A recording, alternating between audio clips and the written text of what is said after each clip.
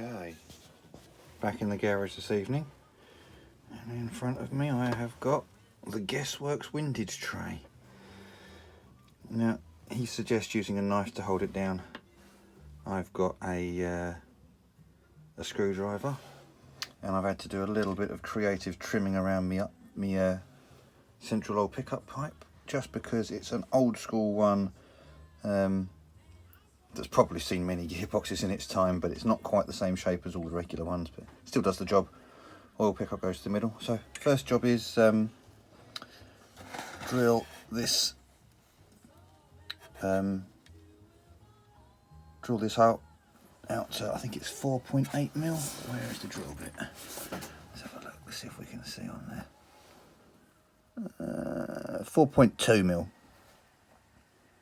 So that particular one there, so that is the main web. You can't really get one in back here, so you put that one in first, drill it, and then tap it out to M5, and you should be able to see on there it says, where is it? There you go, M5 HSS. Drill it, tap it, wind the bolt in, and then we can start work on the other side. So I'll start the time lapse now, and we'll just see how well it goes. Fingers crossed. This, by the way, is the fitting kit that comes from Guessworks, which, unless you're in a heavily set up shop, and I mean, I've got access to some pretty good tools from over the years, but 4.2 mil drill bit has evaded me. So it's very handy to get at an exceptionally reasonable price. So yeah, we'll see how it goes.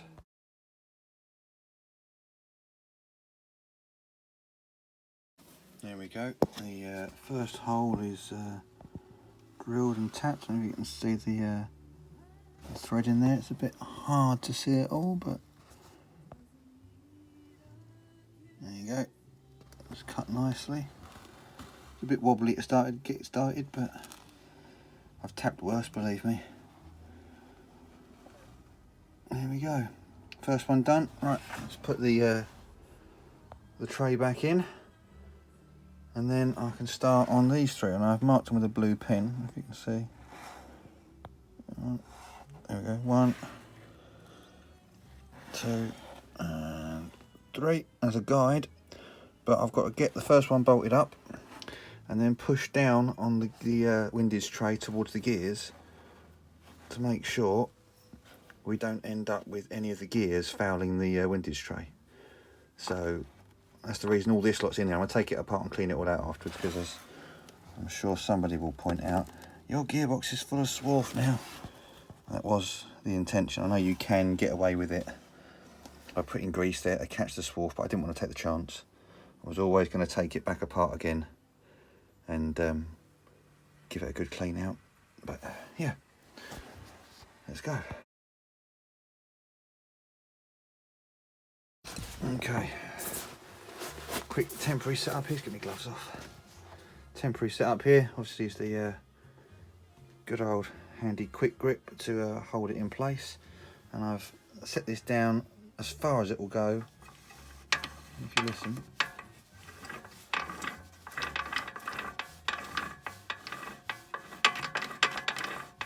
no play. Now the pinch point, if you can see it in here, is the where is it? Just there. Is the first gear, first second selector, which is also the reverse. It's the cogs on the reverse that are really, really close to the casing. Now, if I can get a better shot in here, you can sort of see how close it gets. Can I get a bit of line in there? Yeah, let's spin it around. I've got my torch in there, but you can see how close. There we go. It actually gets to the windage tray. So I'm probably going to get a nice fat feeler gauge in there. Just make sure I've got a bit of clearance, because the last thing I want is that gear winding its way, scraping slowly through the case. But let's focus that a bit better. There you go, you can see now. So that, yeah, I'll take it up a little tiny bit and start marking my holes with a different colour pen. Okay, let's focus this in there. Look, if you can see, I can get now if I can bend it back over, a 30 thou feeler gauge. Past that quite happily. Not much more than 30 thou, but clearance is clearance in gearboxes, isn't it? Alright, let's drill it and mark it. Or mark it and drill it.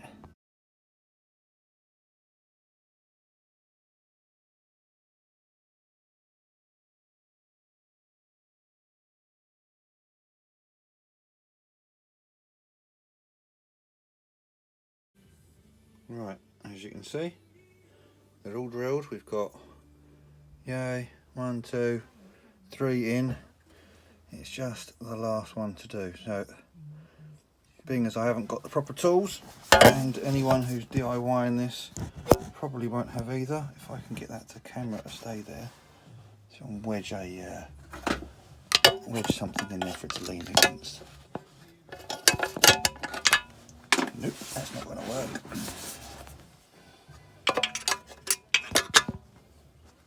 Right, I want to focus around there, please, Mr. iPhone. There we go. Okay, so even if you haven't got the proper tools, this is DIYable. I've already drilled the hole from this way straight through. Get it sitting there. Get your hand flat on. Hold it steady. Adjustable spanner.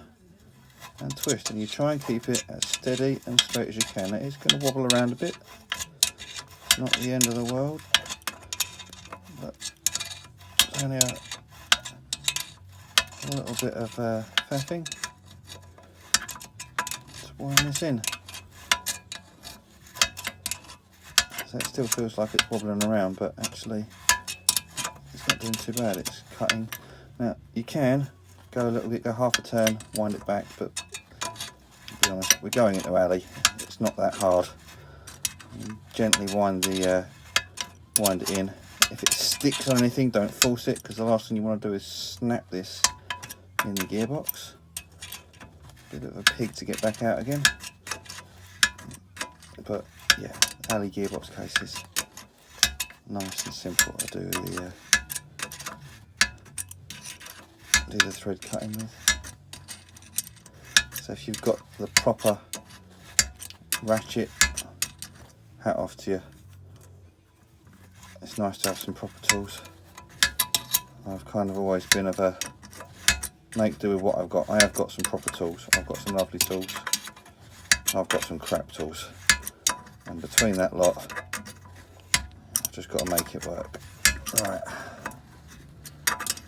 Almost there. I'm winding all the way down at the end on this one because I've actually drilled right through the middle of a web. And I'd rather it was cut all the way through, and then I could put some thread lock on it afterwards. Right. Cut through. No, it won't come out by hand. Can I just say, while I'm taking this out, tune. I do love a bit of radio too of an evening. Showing me age.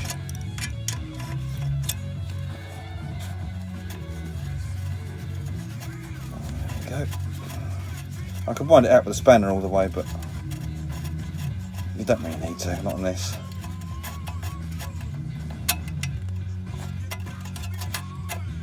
There you go. So anyone considering doing this job, it's a doddle, and it will help keep the oil in your gearbox.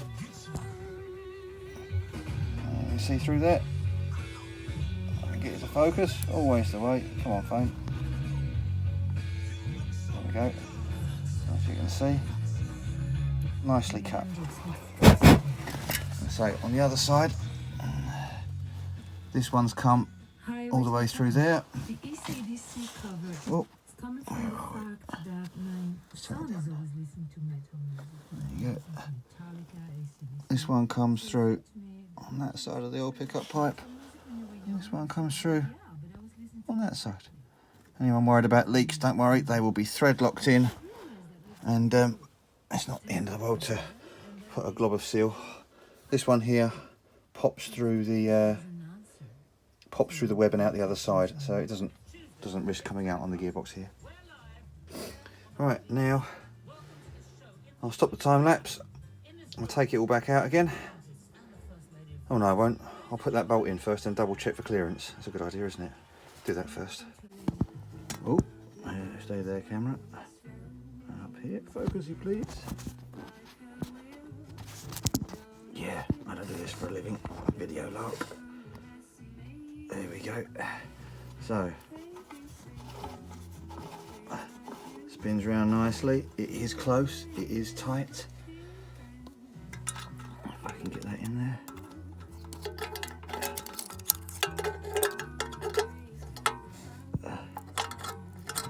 Yeah, I've got clearance under there, all the way around. It's hard to do with one hand. But as I say, you need to strip the gearbox apart now. If you were trying to catch it all with grease, good luck, because that's what the bottom of my gearbox currently looks like. Come on, there it goes. Look at all that.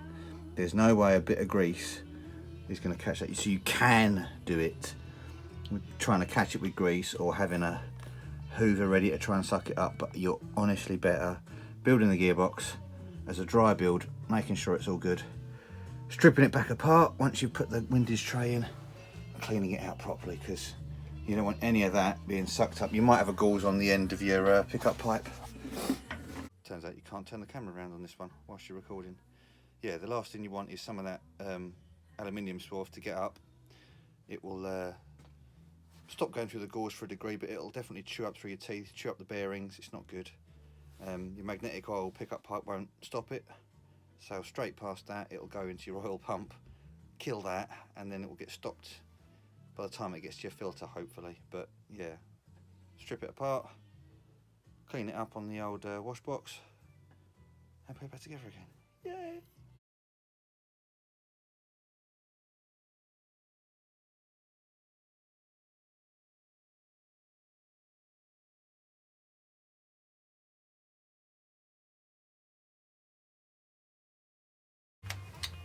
It's just occurred to me on taking this out, this was an absolute pain in the arse to get out this nut and bolt, and as I'm winding it out, it's popped into my head, you know what, if I drop that, it might take me a while to find it, but never mind that. I know it's a nylock. I have a distinct trust issue with nylocks, so I'm wondering about actually just finding out what size that is and tapping it to an appropriate size, possibly a bit of wiggling over to line the hole up, but put an M10 tap down there, and then I've got this lovely stash of bolts to rummage through. Okay. Something like this should give a decent amount of grip. Where are we talking here? About there. So it doesn't sit below at all. Drill and tap it, and when it comes to put it together, I can put a bit of thread lock in there, and it ain't going to fall out, and nothing going to drop off the bottom of it. So I'll do that before I take any more apart. Alright, so as luck would have it, I said about maybe an M10. I didn't really know what size the hole was, and I haven't got a hole size gauge, so you get your drill bits. And I'll put in an 8, prick in a bucket. I've got an 8.5, and went, oh, that's 8.6,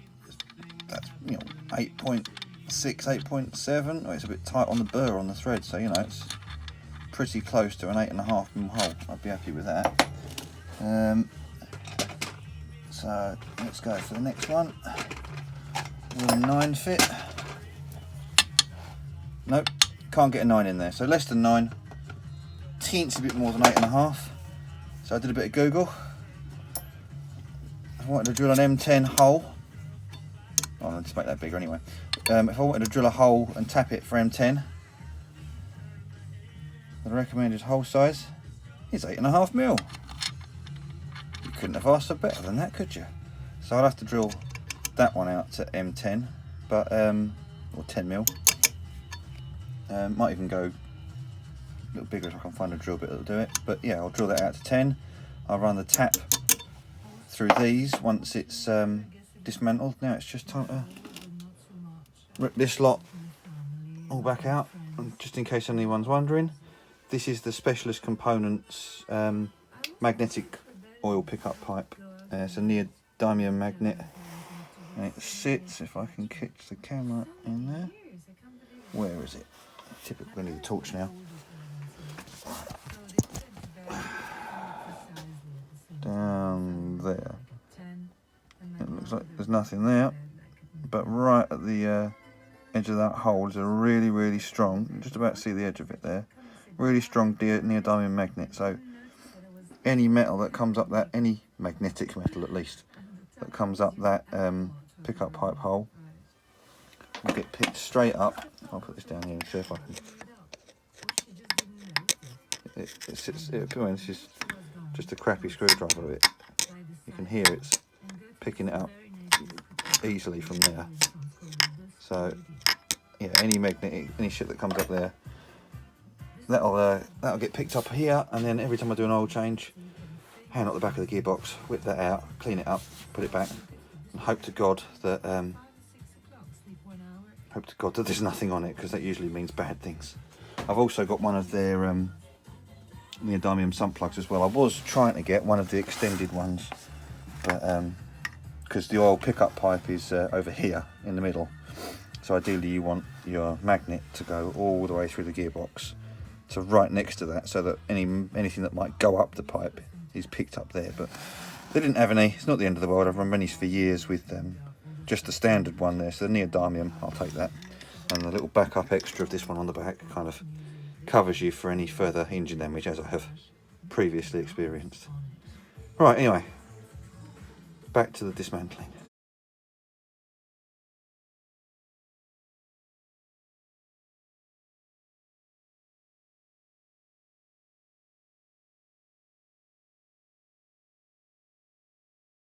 This is what I mean by I have to make do with what I've got. That is a M10 by 1mm tap. Let me see on there. Is it by 1.5? M10 by 1. Yeah. Hard to get it on there. 10 by 1. I've double checked it diameter wise against this this bolt I'm planning to use. It happens to fit nicely in the end of a 3/8, a 6-sided 3/8 socket, so I've jammed that in the end there. It didn't show any signs of moving when I tried it in my little vise. On a little T-bar. Let's give this a whirl. Ideally you want to go a little bit carefully.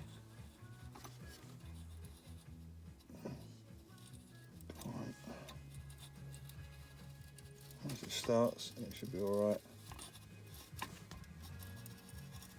Yeah. I said earlier about go back a turn, this is actually cutting a fair bit more meat than that little M5. It helps to clean the threads out as it goes. There we go. And if this ends up trashing the gearbox casing, I'll be a little upset, as this was my best one. I've got one other good one, but I promised that to a friend. So, oh, there we go. I'd love to have had the proper ratchet tap thing. And so we've got them at work, but you know, things like that, they can't go missing. Everyone's always going to notice. So, you make do with what you got. There's very little you can't adapt. There we go, that's gone in lovely. All the way through. Lovely. And it should be a hell of a lot easier than let's wiggle it off of there. It should be a hell of a lot easier than messing around with a nut and a washer trying to get it to fit. I should probably hold it a bit more securely as well. There we go. Lovely. Alright, proof's in the pudding. Let's put our M10 on there. This is where it will go and bind up a quarter of a turn in. Lovely.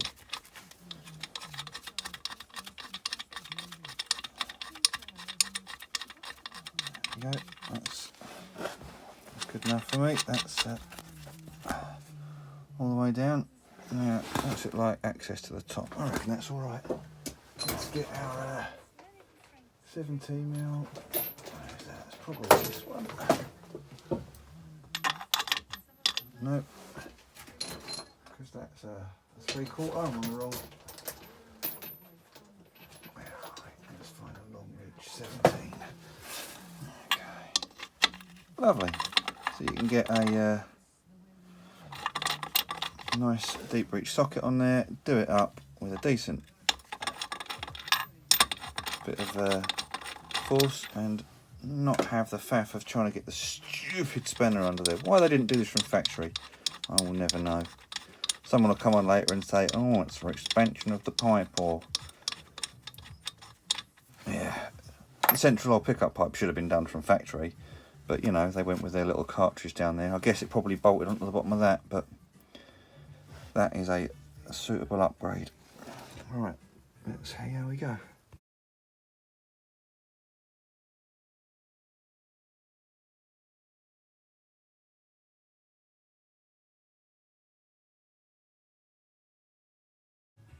Okay, here we go.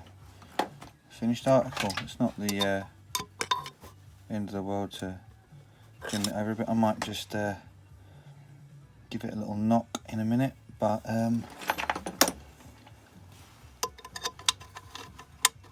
that should work nicely. Right, I'll move that over and then we'll see how it looks.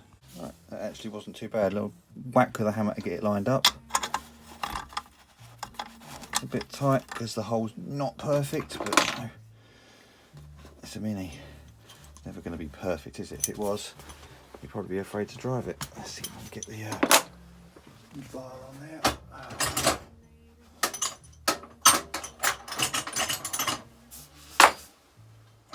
Typical, you can't find an extension when you need it. One there, one there. Wind it in. There we go. You know, I'll get some random stuff on the radio these evenings. I've had Highway to Hell, nearly there,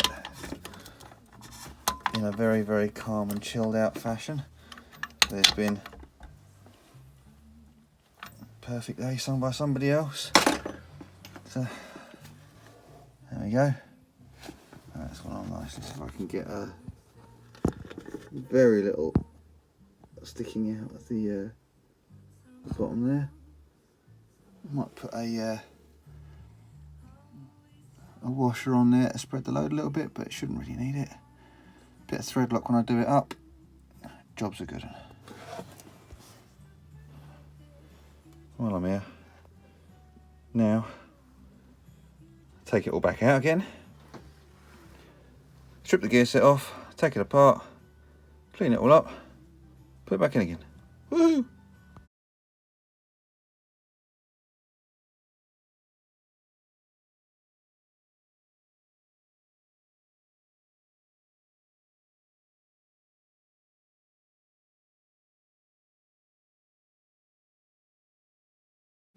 Well, that was a bit of a faff, because old Muppet Features here forgot that when you're dismantling a gearbox, the very first thing you do, I say very first, once you get the diff casing off, is you twist the selector fork mechanism out of the way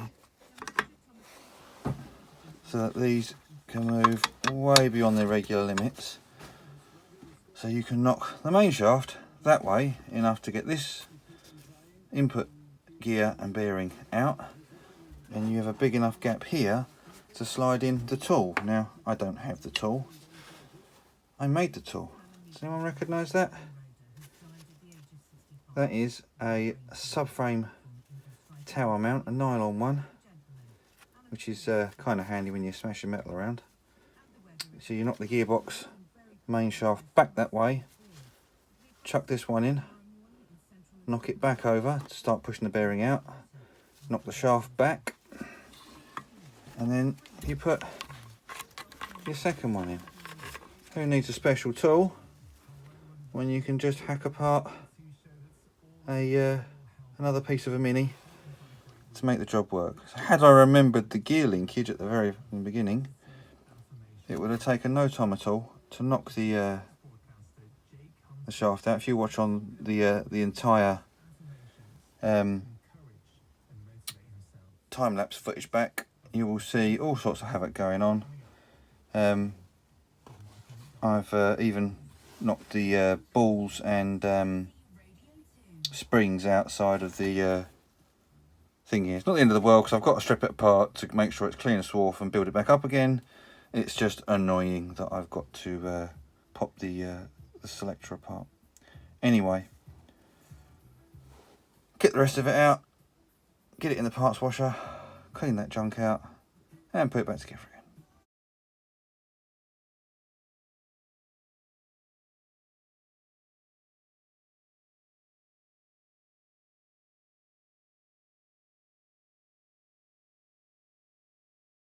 Now, anyone with a classic car, especially a Mini, will appreciate how useful a parts washer is. And it is the newest tool or piece of equipment I've actually got access to in my garage. Second-hand one, picked it up locally for 60 quid with the fluid, as you see, which is, it's seen better days, but you know, the filters are still doing their job. It's coming out nice and clean. But yeah, I cannot recommend getting one of these enough. It's absolutely worth every penny. Every time you do a head gasket, every time you change a hub, every time anything gets dirty in the engine bay or the mechanicals, you chuck it in, switch it on. This one takes a minute or two to sort of fire itself up because the fluid's a little bit low, but you know, worst things happen at sea.